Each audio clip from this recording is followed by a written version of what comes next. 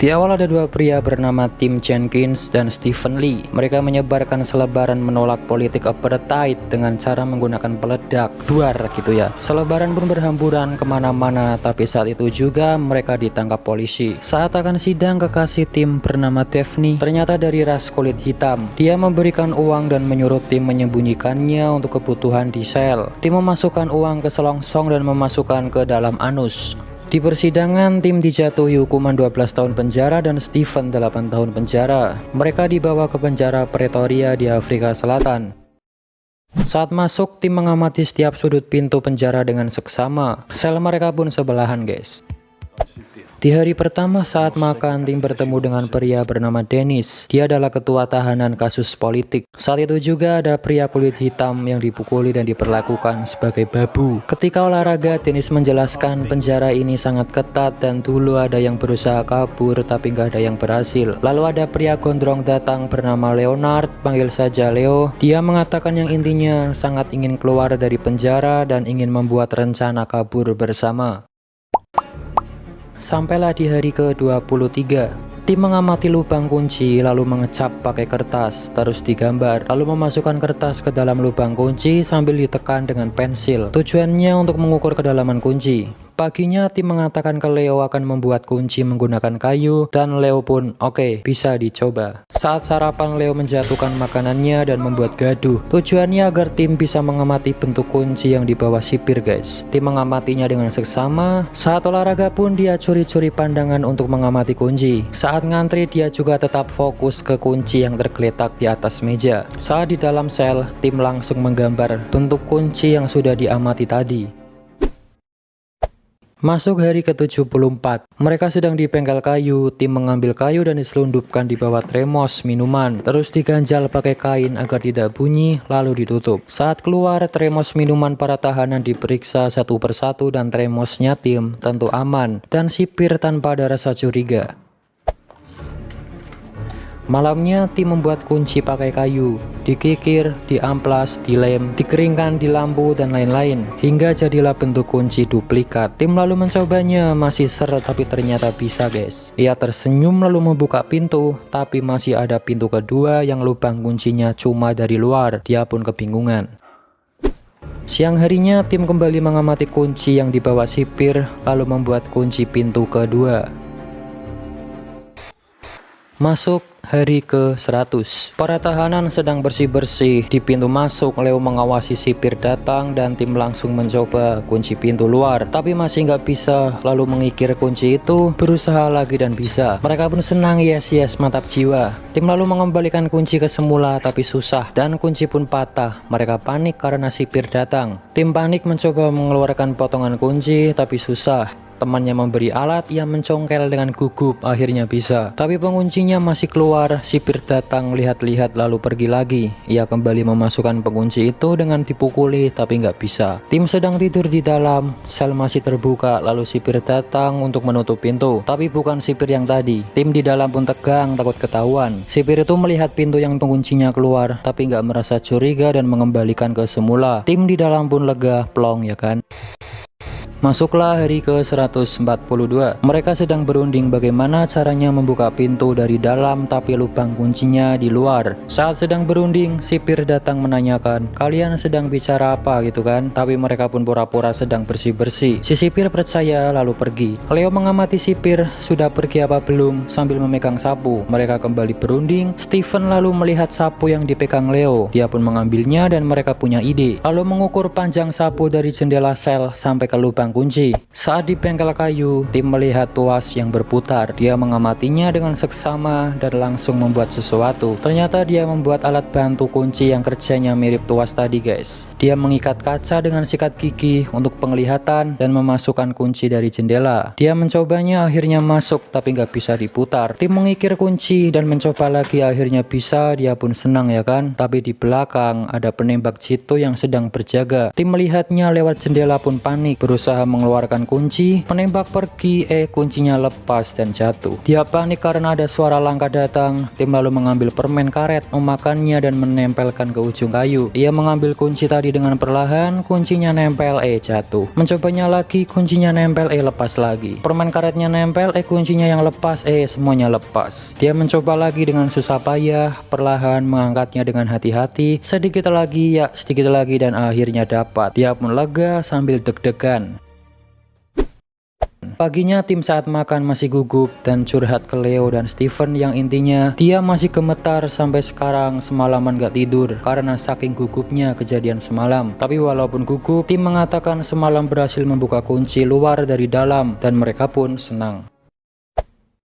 Singkatnya, tim sudah membuat banyak kunci dan menyembunyikannya di dalam tanah. Di situ juga ada Steven. Tapi saat itu juga sipir lihat lalu datang dan memarahi Steven. Sipir datang ke tim dan mengatakan Steven tidak bertugas di kebun. Yang harusnya membantu di kebun adalah Dennis. Sipir lalu menyuruh tim mengurus masalahnya sendiri lalu pergi sambil menendang. Dennis di situ memperingatkan harus hati-hati. Jika ketahuan akan ditambah masa hukuman 25 tahun. Dan jika sial, penembak jitu siap menembak kepala siapapun yang ketahuan kabur. Dan apa yang dilakukan tim bisa juga berdampak ke semua orang. Tim lalu meminta Dennis membantunya. Dennis ngangguk lalu pergi. Masuk hari ke-206. Dari jendela, tim minta tolong pria kulit hitam yang akan buang sampah keluar untuk mencari koran dan menaruhnya di tempat sampah itu. Sedangkan Steven sedang membersihkan jendela dan melihat ada tahanan baru datang. Ia mengamati pakaian mereka yang sedang dilepas. Singkatnya, dia berhasil mengambil pakaian milik tahanan baru dan diselundupkan di dalam bajunya. Tim lalu menemui Kitson. Dia adalah tahanan yang memegang kunci gudang di bawah. Tim lalu meminta kunci itu dan ia mendatangi tempat sampah untuk mengambil koran yang tadi ia minta. Masuk hari ke-296.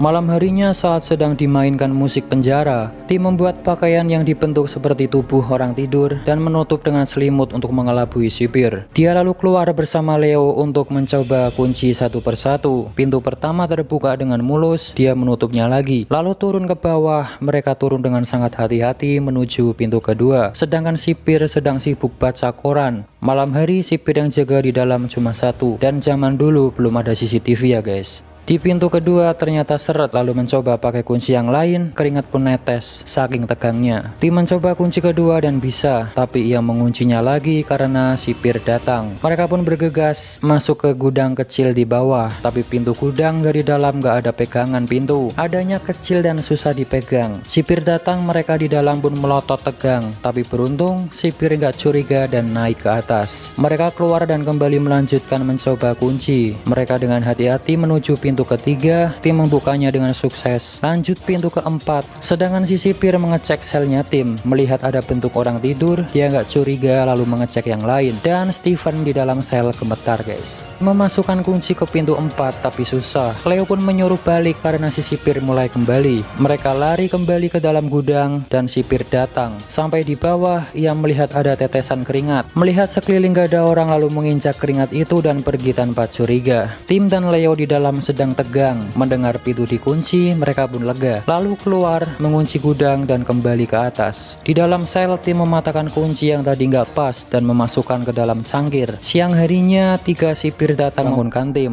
Dia ditanya sedang sakit atau kupingnya bolot. Tim menjawab tidak. Dia dimarahi karena bel jam makan siang bunyi tapi nggak keluar. Sipir curiga mungkin semalam dia nggak tidur karena berbuat sesuatu sehingga siangnya nggak bangun. Dia pun dimarahi dan ditanya kenapa semalam nggak tidur, tapi tim hanya menjawab, maafkan aku kapten. Dia dibentak dengan keras dan disuruh berdiri di luar. Semua tahanan ternyata sedang diperiksa selnya. Sedangkan Leo, dia dimarahi karena menyimpan gambar dari anaknya. Dia mencoba melawan tapi malah dipukuli dan ditarik keluar. Tim dan Steven melihatnya pun hanya diam. Lalu tim disuruh masuk ke sel dan si sipir menjatuhkan barang-barangnya tim, termasuk juga cangkir yang di dalamnya ada potongan kunci. Sipir melihat ke bawah seperti curiga lalu mengambil potongan kunci itu. Tim pun tegang ya kan? Sipir lalu menanyakan, ini apa? Dia bingung mau bilang apa. Ia mengambil potongan kunci itu dan melihat ada foto orang tuanya dan beralasan itu untuk penyangga foto agar bisa berdiri. Sipir pun percaya sambil mengatakan itu adalah ide yang bodoh.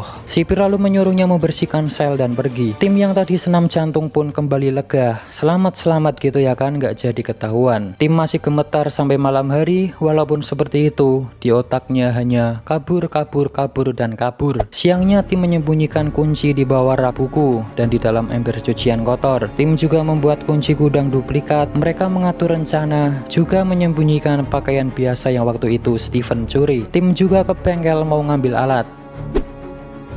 Masuklah hari ke-404. Tim sedang diperiksa giginya. Dia kembali ke penjara, tapi pintu elektrik masih terkunci. Lalu sipir teriak-teriak minta dibuka. Di sini tim akhirnya tahu di mana tempat untuk membuka pintu elektrik itu. Pintunya terbuka dan dia kembali ke sel. Di dalam sel para tahanan sedang berunding yang intinya tim Leo dan Steven mengajak mereka kabur juga, tapi mereka menolaknya dengan alasan itu sangat beresiko, jika ketangkap justru tambah masalah. Mereka bertiga tetap membujuk kabur bersama tapi malah debat. Tetap masih nggak mau diajak kabur. Akhirnya ya sudahlah, mereka pun pergi. Di dalam sel, Dennis melihat foto keluarganya. Dia menangis karena rindu. Singkatnya, tim menyelundupkan koran dari bawah ke selnya Steven. Isinya itu peta lokasi penjara untuk persiapan kabur besok pagi. Para sipir shift siang pada pulang. Hari pun malam dan sampailah di pagi hari. Hari di mana mereka akan kabur. Tim keluar sel lalu membuka selnya Steven dan mengajak Dennis ikut kabur juga, tapi dia tetap menolaknya. Tim lalu membuka selnya Leo dan mereka bersama-sama mengambil pakaian biasa yang disembunyikan waktu itu lalu bergegas memakainya. Sedangkan si sipir mau BAB tapi WC-nya kotor. Dia pun mencari penyedot WC di dalam gudang. Pengait yang sudah dipasang tim dan kawan-kawan untuk pegangan nanti terjatuh guys. Si sipir melihat itu dan mengambilnya. Mereka bertiga sudah pakai pakaian biasa lalu bergegas cabut, tapi saat membuka pintu pertama ada suara langkah. Mereka diam sejenak lalu lanjut pergi. Mereka turun dengan hati-hati lalu masuk ke dalam gudang, tapi kebingungan karena pengaitnya hilang. Mereka pun masuk dengan pegangan kecil seperti waktu itu. Sipir sudah selesai BAB dan akan mengembalikan penyedot WC ke gudang.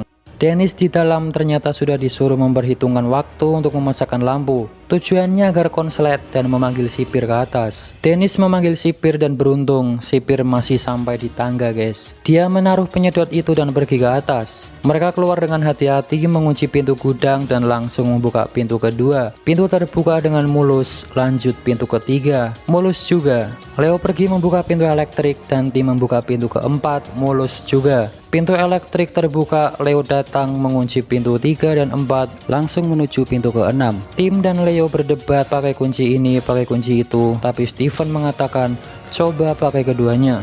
Tim mencoba kunci pertama tapi nggak bisa. Mencoba kedua masih nggak bisa, mereka pun tegang. Lalu Leo mencoba pakai kunci pertama, ternyata bisa. Dia pun mengatakan ke tim, cuma kurang ditekan aja bro.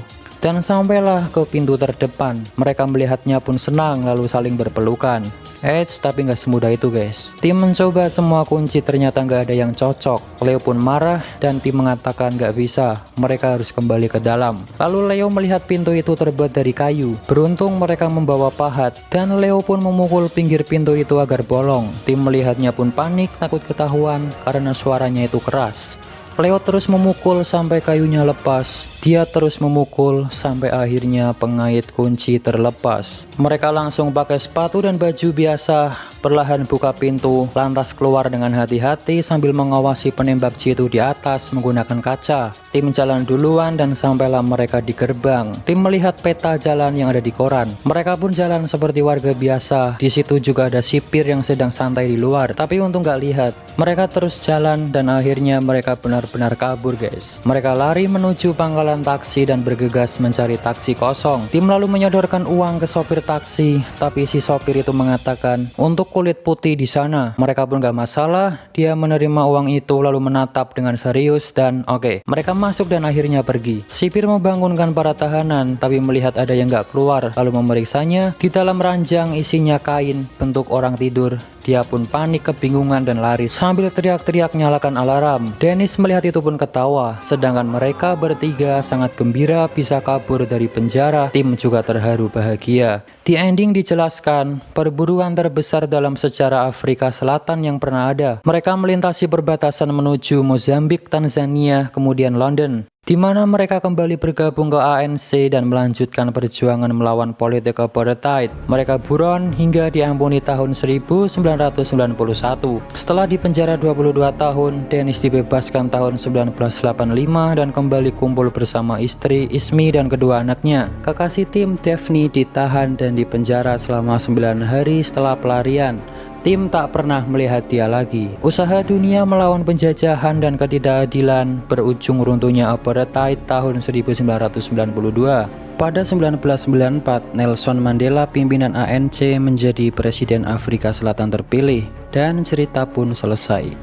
Film ini ada baik dan buruknya, guys. Baiknya adalah perjuangan membela kaum yang direndahkan, juga mengajarkan jangan pernah rasis ke orang yang beda dari kita apapun itu. Khusus di Indonesia jangan pada rasis ya cuy. Ingat, Bhinneka Tunggal Ika. Mungkin yang kurang baik dari film ini adalah kabur dari penjara dan lari dari hukuman ya. Tapi itu kan ada alasannya juga. Kalau zaman sekarang coba kabur gitu sih rasanya susah. Banyak CCTV bro. Kalau zaman dulu kan belum ada ya kan. Yang ini jangan ditiru. Kalau di penjara ya udah, diem, syukurin, rasain, mampus.